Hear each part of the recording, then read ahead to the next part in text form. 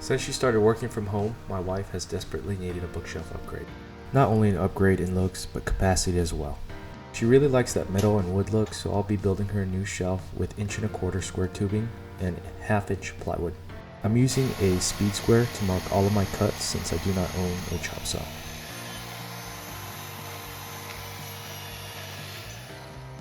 Here's all my pre-cuts and the lengths as well, in case you wanted to make the exact same dimensions. The toughest part of building a project this size is making sure everything is square and level. I don't have a big welding table, and the floor of my garage is just a terrible workspace when it comes to being level, so I have to heavily rely on using squares and bubble matching in order to make sure this build is square, level, and plumb.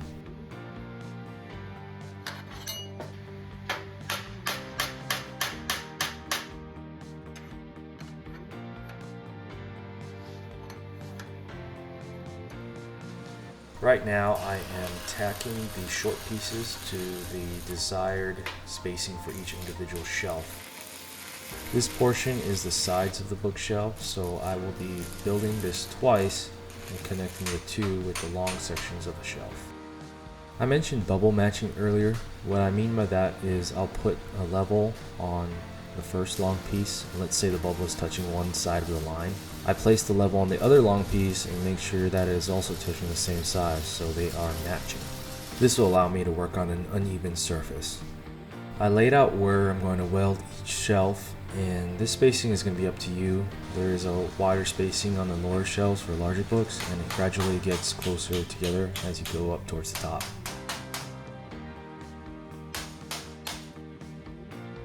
Sorry for the audio, it was raining this particular afternoon and not gonna lie, it was really nice.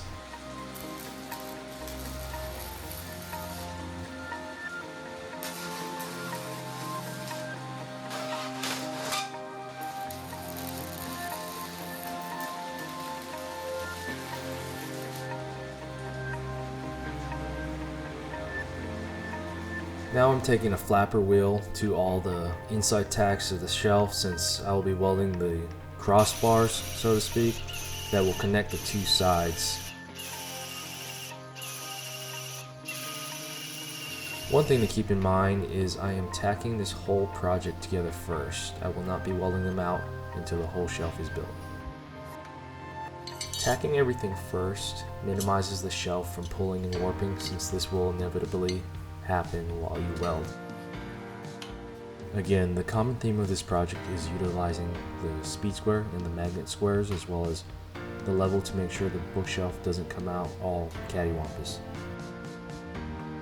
Just like the side pieces, I started out with the outside frame first and worked my way in to the inside shelf pieces, just to establish that structure first.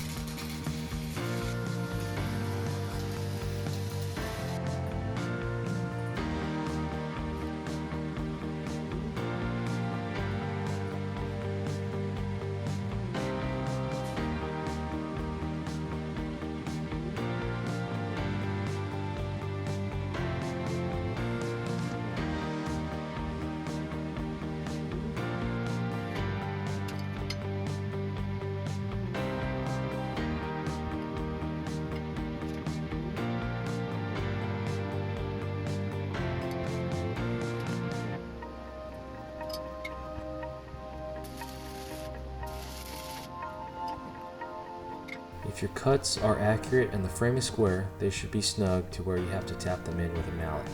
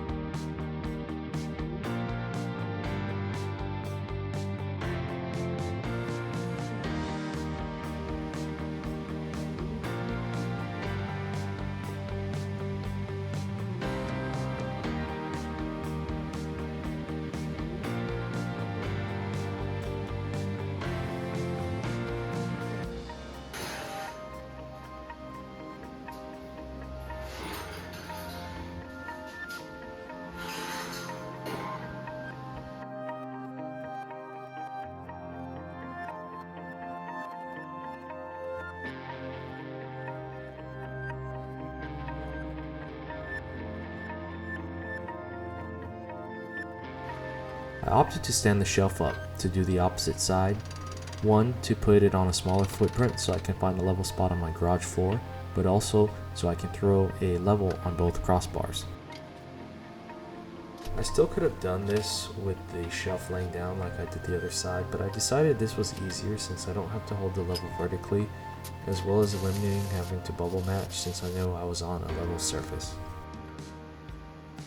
Not only do I have to make sure the crossbars are level to each other to keep them the same height, I also have to put a level on the crossbar by itself to make sure it is not rolled. To check the square, I use a tape measure to ensure that there is an equal distance on both ends of the shelf. As you can see, this is a little tedious.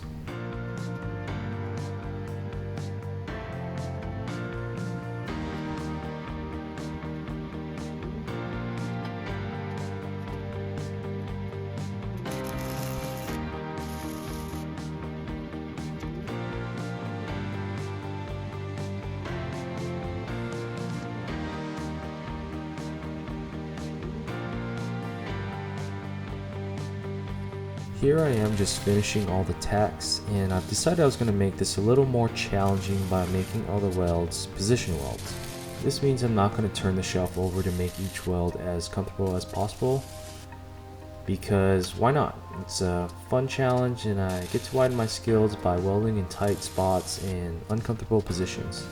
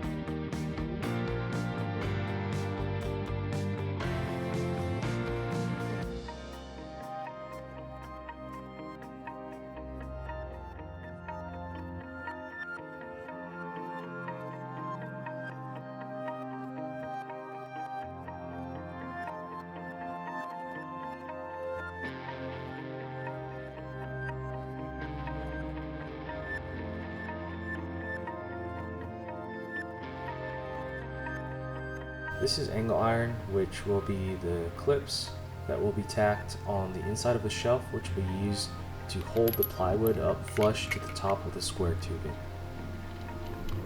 I'm using 1/2-inch plywood for the shelves, so I'm marking them 1/2 inch down from the top of each square tubing. In hindsight, I should have went with 3/4 plywood, so in that case you'll just mark them 3/4 of the way down instead. And I tacked these on all 4 sides of each level of the shelf.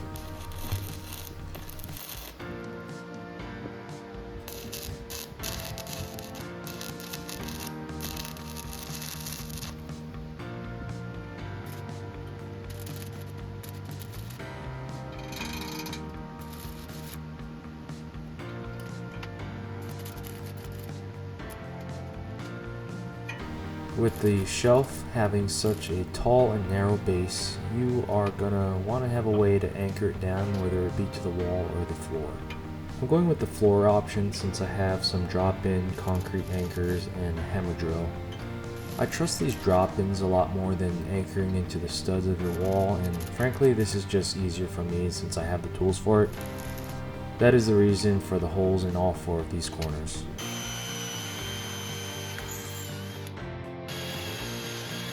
This is the first time using this hammered textured spray paint. Man, I really love how this turned out. It gave it a clean look while maintaining a almost rustic look and feel to it. I highly recommend it, and I will definitely be doing this again for future projects. Prior to that, I did put a coat of primer, and then I finished it off with a clear matte coat. Here's the shelf anchored to the floor with those 1/2-inch drop-in anchors I mentioned earlier. And of course, you gotta give it the old dab test. I cut and stained the plywood shells, and in hindsight I think it would have been better if I cut the plywood so the grain would run the long way with the shelf instead of perpendicular to it. But the books will cover them anyway, so that is something you can consider. Other than looks, this is why it's really important to make sure everything is plumb level and square, because it's going to be really difficult to install the plywood if your frame is not. Makes me really glad that I took the time to do so, because all the shelves went in pretty smooth, just required a few taps with the mallet. And here is the final product. Thank you so much for watching, and I hope this video was helpful and or entertaining. Please like, comment, and subscribe. I'll see you on the next one.